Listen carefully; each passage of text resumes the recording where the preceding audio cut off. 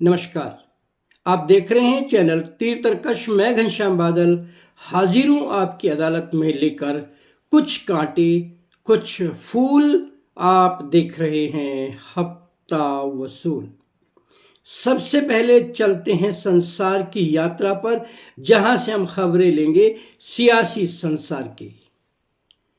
America की हठधर्मी और Venezuela की तबाही एक साथ चल रही है। आपने देखा किस तरीके से वेनेजुएला के राष्ट्रपति मादुरो का अपहरण करके अमेरिकी सैनिक उन्हें ले गए और वेनेजुएला में अब हाहाकार मचा हुआ है।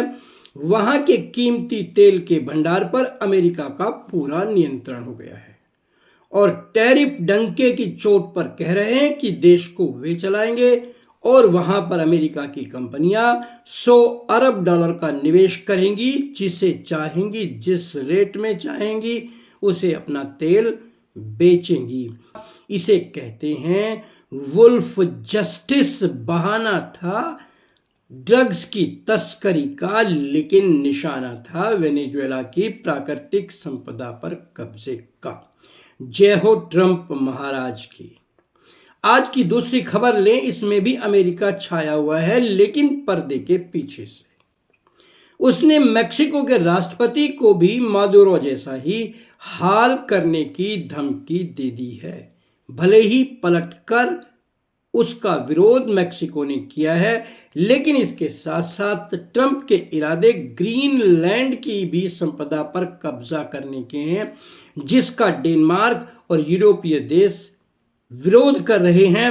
लेकिन भारत चुप है और साथ ही साथ ट्रंप के हौसले बढ़ते चले जा रहे हैं। देखें कौन सी शह कौन सी मात के साथ ट्रंप दुनिया को क्या नाच नचाते हैं। चलते हैं ईरान की तरफ।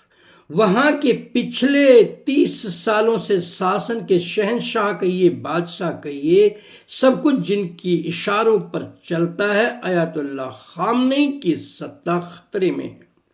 उनके खिलाफ ईरान के एक नहीं कई शहरों में लगातार प्रदर्शन जारी है, आगजनी हो रही है और अमेरिका के अनुसार वहां पर ईरान की सरकार उनका दमन कर रही है और यदि उसने गोलीबारी की तो फिर अमेरिका ने कहा कि हम भी गोली चलाएंगे।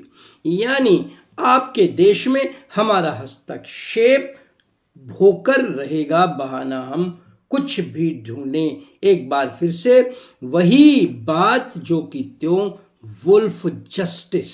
किसी भी बहाने से मुझे ईरान का भी तेल चाहिए। एक बार फिर कहना पड़ेगा, जय हो ट्रंप महाराज, आपकी जय हो। इधर ट्रंप की दादागिरी जारी है। हमारे पड़ोस में बांग्लादेश में मोहम्मद यूनुस की सह पर हिंदुओं का कत्लेआम भी जारी है। बहाना कुछ भी लें, वहां से हिंदुओं को डराकर भगाने की तैयारी साफ साफ चल रही है और हमारा देश चुप है, प्रधानमंत्री चुप हैं। इसके पीछे के कारण को समझने की जरूरत अगर हम देखें तो कहा जा सकता है कि भारत को बांग्लादेश के बहाने से घेरने की तैयारी का शक अमेरिका, चीन और दूसरे देशों पर किया जा रहा है। इसीलिए भारत फूंक फूंक कर कदम उठा रहा है। लेकिन साथ ही साथ ये भी कहना होगा कि यदि कबूतर आंख बंद करके बैठ जाएगा तो क्या बिल्ली उसको छोड़ देगी। आइए लौटकर आते हैं अपने देश में। सबसे पहले चलते हैं हम पश्चिम बंगाल, जहां पर दीदी यानी ममता का राज पिछले 20 साल से चल रहा है। चुनाव सर पर हैं और भाजपा वहां उसको उखाड़ने के लिए हर संभव प्रयास कर रही है, ऐसा कहना है दीदी और उनकी पार्टी तृणमूल कांग्रेस का। ईडी ने जब छापे मारे तृणमूल के खास रणनीतिकार के घरों पर, दफ्तरों पर, तो दीदी खुद पहुंच गई और वहां से कई फाइलें जबरदस्ती ले गई। ईडी ने उनके खिलाफ सर्वोच्च न्यायालय में सरकारी कार्यों में हस्तक्षेप करने का आरोप लगाते हुए मुकदमा दायर किया है। लेकिन साथ ही साथ ममता बनर्जी ने भी कहा है कि उनके पास गृह मंत्री अमित शाह के खिलाफ एक पूरी पेन ड्राइव है और वो अपने सिद्धांत, अपनी बात पर कायम रहेगी। छेड़ोगे तो छोड़ूंगी नहीं, इसे कहते हैं दम। लेकिन इस दम में देश का दम न निकल जाए, ये देखने की बात है कि लालू यादव परिवार के खिलाफ नौकरी के बदले जमीनें लेने के आरोप का 22 साल पुराना मामला एक बार फिर से बाहर एक जिन्न के रूप में आ रहा है। इससे पहले राबड़ी देवी को मिला हुआ आवास लालू यादव परिवार से खाली करवा लिया गया था।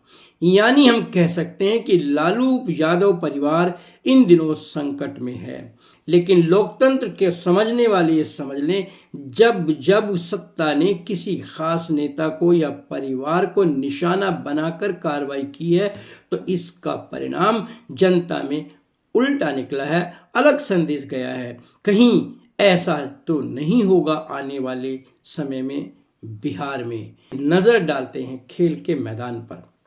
खेल के मैदान में वडोदरा में खेले गए पहले वनडे मैच में विराट कोहली के 93 रन और शुभमन गिल के 56 रनों की धुआंधार पारी के बलबूते पर भारत ने न्यूजीलैंड को पहले वनडे मैच में 4 विकेट से हरा दिया। न्यूजीलैंड ने भारत के खिलाफ 300 रन बनाकर उन्हें 301 रन बनाने की चुनौती दी थी, लेकिन भारतीय टीम ने 49 ओवर में ही ये लक्ष्य हासिल कर लिया। जहां भारतीय टीम ने अपना लक्ष्य हासिल किया, वहीं विराट कोहली के हिस्से में भी एक नया रिकॉर्ड आया है। वे वनडे में अब सबसे ज्यादा रन बनाने वाले क्रम में सचिन तेंदुलकर के बाद दूसरे नंबर पर आ गए हैं और उन्होंने संगकारा को पीछे छोड़ दिया है। इस मैच के 93 रनों के साथ विराट कोहली के अब वनडे मैचों में 28,068 रन हो गए हैं, जबकि संगकारा के इससे पूर्व 28,018 रन थे। हालांकि अभी सचिन तेंदुलकर से विराट कोहली काफी पीछे हैं, जिन्होंने वनडे मैचों में 34,000 से अधिक रन बना रखे हैं। लेकिन उम्मीदों पर दुनिया कायम है, तो विराट को इस आंकड़े को प्राप्त करने के लिए बधाइयां और देश करता है उनको सलाम।